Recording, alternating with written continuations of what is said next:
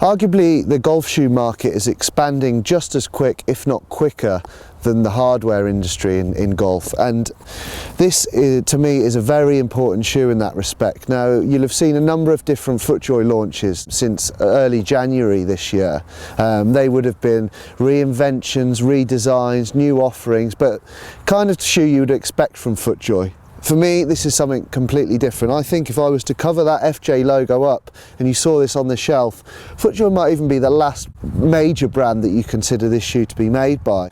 To me, this is a complete rethink by FootJoy. It's part of the DryJoys family, but it's a complete reinvention. And the result is the D.N.A.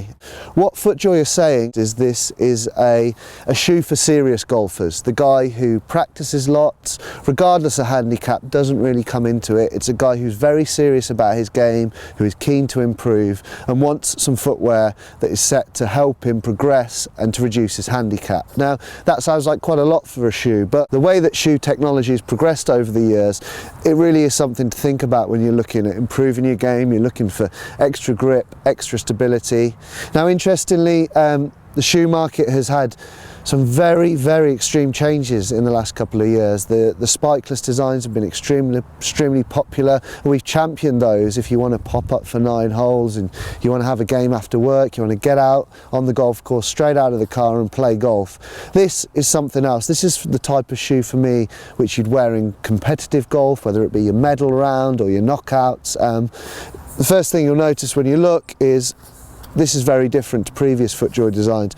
It sounds like a very little thing, but this top spike has been moved over slightly, and they say that it really brings it into play. They say the spike in the normal position at the front of the toe is pretty much redundant. It just basically, it moves around when you're swinging. I've just tried these out on the golf course, and it's fair to say the grip was fantastic. Styling is obviously a very big key for all of us, and we want to look good in what we wear, and to me this is one of the best looking FootJoy shoes around. I think it says it all that Adam Scott, even 4 or 5 months before the shoe was launched, was very keen to put this into play.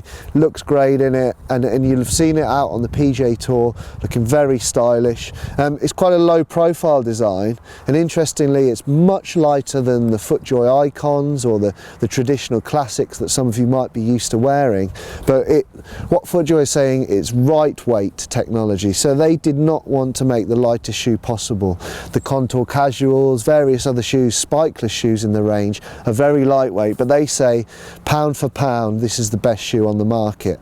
It's tough to say early days, but like I say, I've just been trying it out today. The leather is very high quality, so it's very thin, very light, but you also get that real traditional leather feeling that I know many of you enjoy. It's £140, so it's coming in at sort of mid to high end prices, but the technology is there to justify the extra cost.